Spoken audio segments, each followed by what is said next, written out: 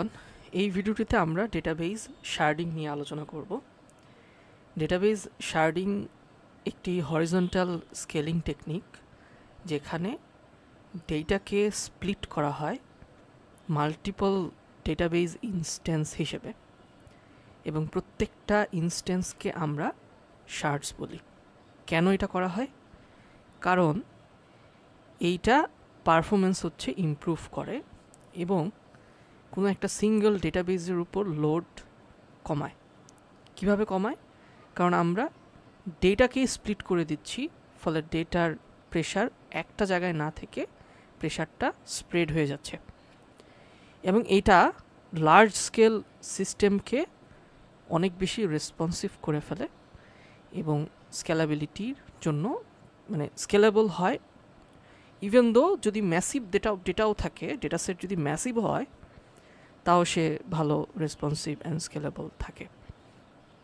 So আমরা এই আর্কিটেকচারে যেটা হয় মেনলি, সেটা যদি এইভাবে বলতে পারি আমরা, যে লার্জ ডেটা সেট হচ্ছে স্প্লিট করে স্মলার লজিক্যাল শার্টসে নিয়ে যাওয়া হয়, এবং এই প্রত্যেকটা শার্টসকে ডিস্ট্রিবিউট করা হয় ডিফারেন্ট মেশিন অথবা ডিফারেন্ট ডেটাবেজ নোড হিসেবে, যাকে আমরা ফিজিক্যাল শার্ডস বলতে পারি। এবং প্রত্যেকটা শার্ডেরই সেম স্কিমা থাকে, অরিজিনাল ডেটাবেজ যেরকম সেই রকম টেবিলই হচ্ছে থাকে, এবং প্রত্যেকটা রো, এইভাবে বলতে পারি, প্রত্যেকটা রো হচ্ছে একটা শার্ডের মতো অনেক সময় আচরণ করতে পারে, এবং ডুপ্লিকেশন এখানে হবে না। এনশিওর করবে যে শার্টসের কোনো ডুপ্লিকেশন হবে না। এখানে একটা ছবি আছে, এখানে দেখা যাচ্ছে যে ডেটাবেজ ইউজার 4টা রো, এখানে ID, user name, user age, ID 1 2 3 4 হতে পারে, ইউজার নেম XYZ ও 10 11 12 13। এটাকে যখন আমরা শার্ডিং করব, এই টেবিলটাকেই স্প্লিট করে দুটো অংশে ভাগ করে ফেলেছি আমরা। একটাকে বলছি শার্ড 1, আরেকটাকে বলা হচ্ছে শার্ড 2। 1-এর ক্ষেত্রে দেখেন 1 আর 2 এখানে স্থান পেয়েছে, আর শার্ড 2 এর ক্ষেত্রে আইডি 3 অ্যান্ড 4-এর যে ডেটা সেগুলো স্থান পেয়েছে। সো শার্ডিং আসলে এটাই। সো আমরা যদি এক কথায় বলতে চাই, তাহলে এটা হচ্ছে এরকম, হচ্ছে large data sets are split into smaller logical shards. Smaller logical shards. তো এবারে আমরা কিছু শার্ডিং মেথড হচ্ছে দেখব, কি মেথড হতে পারে। Sharding methods,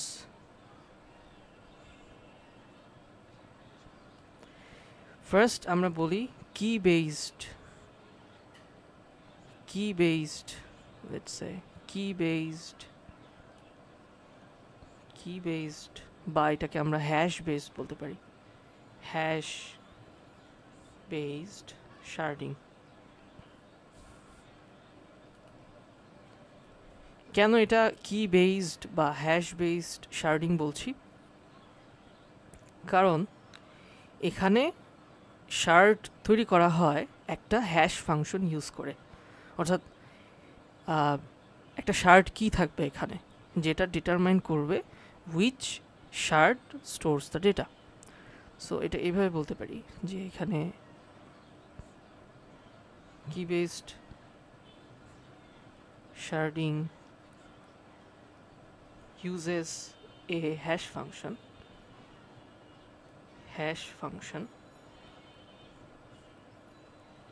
on a shared key to determine which shard stores data. এক্ষেত্রে আমরা একটা এক্সাম্পল এভাবে দিতে পারি, লেটস সে আমাদের একটা শার্টের কি হচ্ছে এরকম যে অ্যাপ্লিকেশন আইডিকে মড করব 3 দিয়ে, তারপরে যেই ভ্যালুটা থাকবে সেটা সেই শার্টে যাবে। যদি আমাদের 3টা ডেটা সার্ভার থাকে তখন আমরা এইভাবে 3 দিয়ে মড করতে পারি, যদি 4টা থাকে 4 দিয়ে মড করতে পারি, এবং অ্যাপ্লিকেশন আইডি যদি এক এক করে করে হচ্ছে বাড়ে, তাহলে আমরা কিন্তু এই হ্যাশ কিটা ইউজ করতে পারি। এটার অ্যাডভান্টেজ হচ্ছে ডেটা ডিস্ট্রিবিউশনটা প্রেডিক্টেবল হচ্ছে, ইউনিফর্ম এবং কনসিস্টেন্ট ডেটা প্লেসমেন্ট হচ্ছে। কিন্তু এখানে একটা রিস্ক আছে, আচ্ছা রিস্ক নিয়ে আমরা একটু পরে আলোচনা করব এখানে। এবং এই কোয়েরিগুলো অপটিমাইজড রেঞ্জ কোয়েরি ভাবে হবে, কারণ আমরা অলরেডি যেহেতু একটা হ্যাশ ফাংশন ইউজ করে শার্ট তৈরি করছি এবং এটা ইউনিফর্ম হচ্ছে, অনেক সময় ডেটা কনসিস্টেন্ট থাকছে, সো এটার কোয়েরি করাটাও অপটিমাইজ হবে। কিন্তু এখানে ডিসঅ্যাডভান্টেজ হচ্ছে অনেক সময় আনইভেন ডিস্ট্রিবিউশন হয়ে যায়, কারণ অনেক সময় এই শার্ট কি সিলেকশন হচ্ছে ইমব্যালেন্স তৈরি করে, তখন যেটা হয় স্কেলেবল করাটা কঠিন হয়। এবং যেহেতু এখানে কিটা খুব ইম্পর্ট্যান্ট, তো আমাদের এই কি সিলেকশনটা অনেক সময় কমপ্লেক্স হয়, অর্থাৎ চুজিং দ্য কারেক্ট শার্ট কি ইজ ক্রিটিক্যাল। আরেকটা পদ্ধতি আছে যেটাকে আমরা বলছি হরিজন্টাল বা রেঞ্জ বেসড শার্ডিং। হরিজন্টাল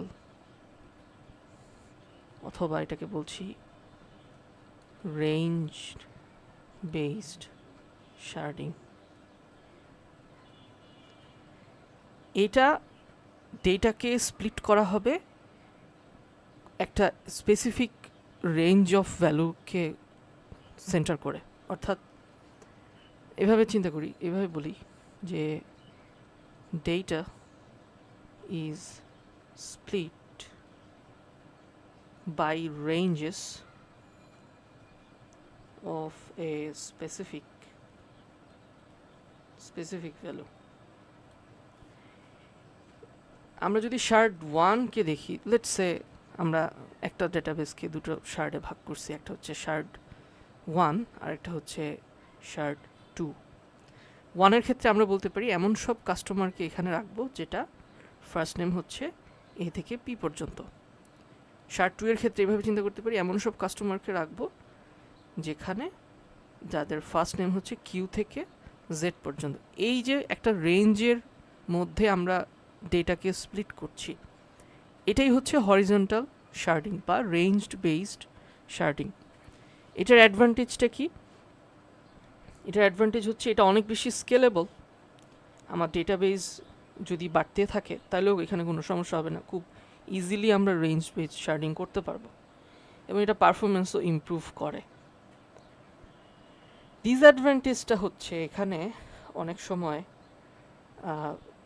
যদি এমন হয় যে একটা কোয়েরি অনেকগুলো শার্টকে ইনভলভ করে হচ্ছে, শার্ট 1কেও হচ্ছে, শার্ট 2কেও হচ্ছে, শার্ট 100 নাম্বার যে আছে তাকে কেন্দ্র করেও হচ্ছে, তখন ওই কোয়েরিটা কমপ্লেক্স হয়ে যায়, অর্থাৎ এটা তখন ম্যানেজ করা কঠিন। এবং অনেক সময় এইটার ডিস্ট্রিবিউশনটাও হচ্ছে আনইভেন হয়, কারণ আমাদের রেঞ্জ ডিসিশন, এই রেঞ্জ যে ডিসিশন নেওয়া হচ্ছে এটা যদি খুব পোরলি নেওয়া হয় তাহলেও কিন্তু অনেক সময় কোনো একটা স্পেসিফিক শার্টে অনেক বেশি ডেটা থাকবে, অন্য শার্টে হচ্ছে ডেটা অনেক কম থাকবে। আমাদের গোল সবসময় থাকবে যাতে ইউনিফর্মলি ডেটা হচ্ছে স্প্লিট হয়। সো এটা ছিল হরিজন্টাল শার্ডিং বা রেঞ্জ বেস শার্ডিং। আরেকটা আছে যেটাকে আমরা বলি ভার্টিক্যাল শার্ডিং। লেটস সে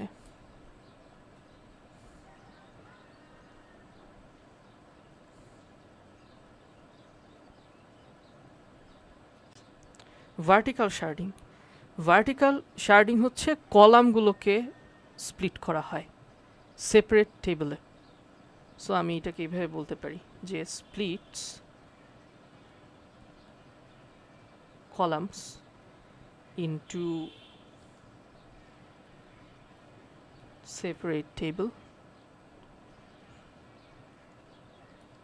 এবং এটা স্টোর করা হয় ডিস্টিং শার্ডে, ইন ডিস্টিং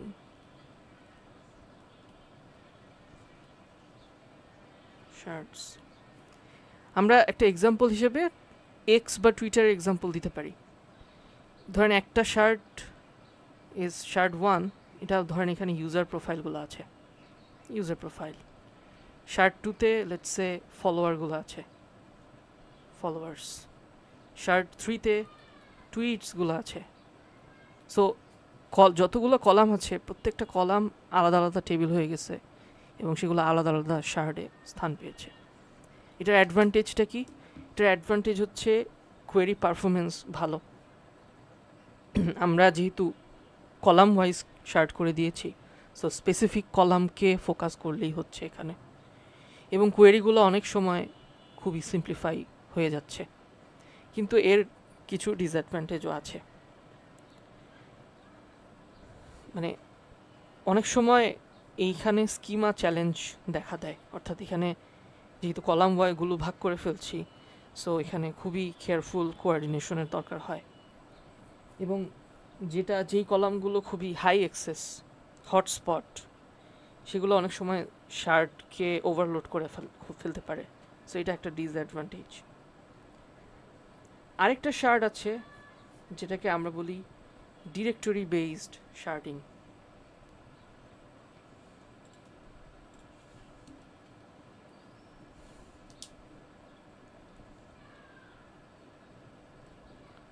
ডিরেক্টরি বেসড শার্টিং, এখানে একটা লুকআপ টেবিল হচ্ছে মেনটেন করা হয় যেখানে শার্ট কিগুলো থাকে এবং ওই শার্ট লোকেশনসগুলো ম্যাপ করা হয় শার্ট কির সাথে। ক্লায়েন্ট হচ্ছে কোয়েরি করবে লুকআপ সার্ভিসে এবং সেখান থেকে কারেক্ট যে শার্টটা আছে সেটা খুঁজে বের করার চেষ্টা করবে। লুকআপ টেবিলটা ওই শার্টের ইনফরমেশন হচ্ছে রিটার্ন করবে, দেন ক্লায়েন্ট হচ্ছে কোয়েরি বা আপডেট করবে সেই কারেক্ট শার্টে। সো আমরা এইভাবে এখানে বলতে পারি যে এটা হচ্ছে maintains a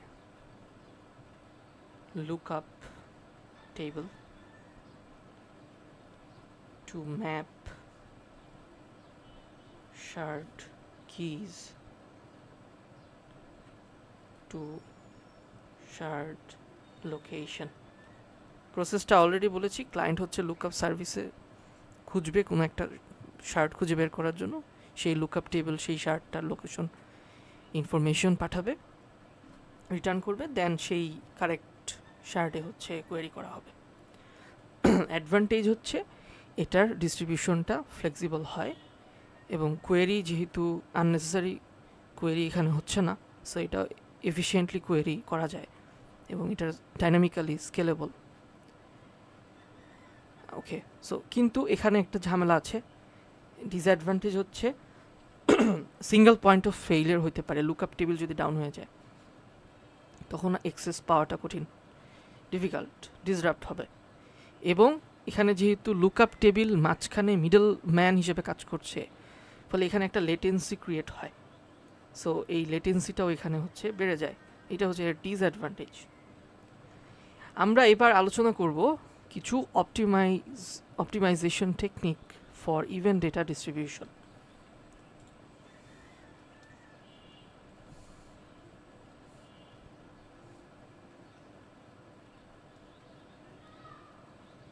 Optimization technique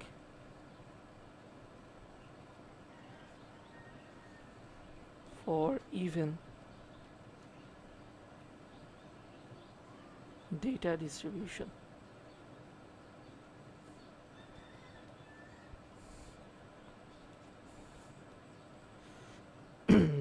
এখানে আমরা একটা কনসিস্টেন্ট হ্যাশিং ইউজ করতে পারি, অর্থাৎ ইভেন্ট ডেটা ডিস্ট্রিবিউশনের জন্য কনসিস্টেন্ট হ্যাশিংটা ইম্পর্ট্যান্ট এবং এক্ষেত্রে ওয়েল ব্যালেন্সড শার্ট কি চুজ করাটাও ইম্পর্ট্যান্ট, যেটা আমাদের হটস্পটকে প্রিভেন্ট করবে। এছাড়াও যদি রেঞ্জের ব্যাপার আসে তাহলে ওই রেঞ্জ ডেফিনেশনটাও খুব কেয়ারফুলি করতে হবে এবং রেগুলারলি হচ্ছে মনিটর করতে হবে, রিব্যালেন্স করতে হবে। কোনো একটা শার্ডে খুব বেশি ডেটা পড়ে যাচ্ছে, এটা ম্যানেজ করা, মনিটর করা খুব ইম্পর্ট্যান্ট। এবং অনেক সময় এটা করা যায় যে শার্ডিং লজিক হচ্ছে অটোমেট করা যায়। এখানে অটোমেশন টুল আছে, ডেটাবেজের বিভিন্ন ফিচার আছে এই লোড ব্যালেন্স করার জন্য, সো সেগুলো ইউজ করা যায়। সো আমরা এইভাবে যদি এটা লিখি যে এটা consistent using consistent hashing, choosing well balanced shared key, range definition, careful range definition, monitoring, and automate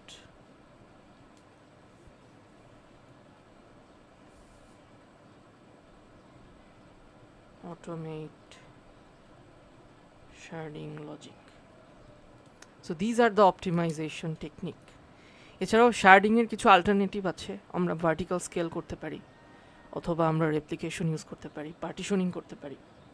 পার্টিশনিংটা হচ্ছে ডেটাকে স্প্লিট করতে হবে সেম সার্ভারে, যাতে কোয়েরি পারফরমেন্স হচ্ছে ইনক্রিজ হয়। এছাড়াও ক্যাশিংয়ের জন্য রেডিস ইউজ করা যেতে পারে, মেম ক্যাশড, এগুলো ডেটাবেজের উপর লোড কমায়। এছাড়াও সিডিএন, কন্টেন্ট ডেলিভারি নেটওয়ার্কস, এটাও অনেক সময় ইউজ হয় অল্টারনেটিভ টু শার্ডিং। সো আমরা এটা এইভাবে বলতে পারি যে শার্ডিং, এটার অ্যাডভান্টেজটা কি? এটা পারফরমেন্স হচ্ছে এনহ্যান্স করতেছে। কেন? কারণ এইটা ডাটাবেজের লোডগুলোকে হচ্ছে ডিস্ট্রিবিউট করে দিচ্ছে, ফলে রেসপন্স টাইম হচ্ছে ইমপ্রুভ হচ্ছে। এবং এখানে যেহেতু এই ডেটাগুলোকে মাল্টিপল অফ শার্টস চলে যাচ্ছে, এখানে আমরা স্কেলেবল বলতে পারি, অর্থাৎ এখানে আমরা অন্য সার্ভার অ্যাড করতে পারি পারফরমেন্স লস ছাড়াই। এবং রিসোর্স ইউটিলাইজেশন হচ্ছে ইমপ্রুভ হচ্ছে। কেন ইমপ্রুভ হচ্ছে? কারণ আমরা একটা সিঙ্গেল সার্ভারে ট্রাফিক ওভারলোড হচ্ছে না, এটা প্রিভেন্ট করে। এবং ফল্টগুলো আইসোলেশন হয়ে যাচ্ছে। কিভাবে? কারণ কোনো একটা পার্টিকুলার শার্টস যদি ডাউন হয়ে যায়, পুরো সিস্টেম যাতে না এর প্রভাব যাতে পুরো সিস্টেমে না পড়ে, এখানে আমরা বলতে পারি ফল্ট আইসোলেশন করা যাচ্ছে। এবং যেহেতু একটা ডেটাবেসকে স্প্লিট করে স্মলার ইনস্ট্যান্সে হচ্ছে ডিভাইড করা হচ্ছে, সো আমরা বলতে পারি এটা হচ্ছে কস্ট ইফেক্টিভ বা এফিসিয়েন্সি মেনটেন করে। কিন্তু শার্ডিংয়ের বেশ কিছু ডিসঅ্যাডভান্টেজও আছে। শার্ড অনেক হয়ে গেলে সেই শার্টগুলো ম্যানেজ করাটাও কঠিন। সো এটা আসলে কমপ্লেক্সিটি ইনক্রিজ করে। এবং অনেক সময় মাল্টিপল অফ শার্টসের মধ্যে ইমব্যালেন্স দেখা যায়। কোনো একটা পার্টিকুলার শার্টসে অনেক বেশি ডেটা যদি থাকে, ইমব্যালেন্স সিচুয়েশন, সেইখান থেকে রিব্যালেন্সিং করা এটা অনেক বেশি চ্যালেঞ্জের। এবং কোয়েরির ক্ষেত্রে ক্রস শার্ট কোয়েরি যদি হয়, এটা একটা ওভারহেড। এছাড়া অপারেশনাল ওভারহেড আছে, অনেক সময় ডেটা লসেরও সম্ভাবনা থাকে। সো আমরা যদি একটু সাম আপ করে বলি, ডেটাবেস শার্ডিং হচ্ছে খুবই পাওয়ারফুল একটা হরিজন্টাল স্কেলিং টেকনিক বা স্ট্র্যাটেজি। এটার কাজ হচ্ছে লার্জ স্কেল অ্যাপ্লিকেশনে ম্যাসিভ ডেটা সেটগুলো মানে রেসপন্স যাতে খুব ইমপ্রুভ হয়। এবং এটা আসলে স্কেলাবিলিটি দেয়, ফল্ট টলারেন্স দেয়, কস্ট এফিসিয়েন্সি দেয়। যদিও এটার কিছু ওভারহেড আছে, অর্থাৎ এটা কমপ্লেক্সিটি ইনক্রিজ করে, অপারেশনাল ওভারহেড তৈরি করে, পটেনশিয়াল কোয়েরি পারফরমেন্সে কিছু ইস্যু দেখা দেয়। এগুলো এর কিছু ডিসঅ্যাডভান্টেজ হিসেবে আমরা বলতে পারি। সো এটাই ছিল ডেটাবেস শার্ডিং নিয়ে আমাদের আলোচনা। ভিডিওটি ভালো লাগলে লাইক করবেন, কমেন্ট করবেন, and please subscribe. Thank you.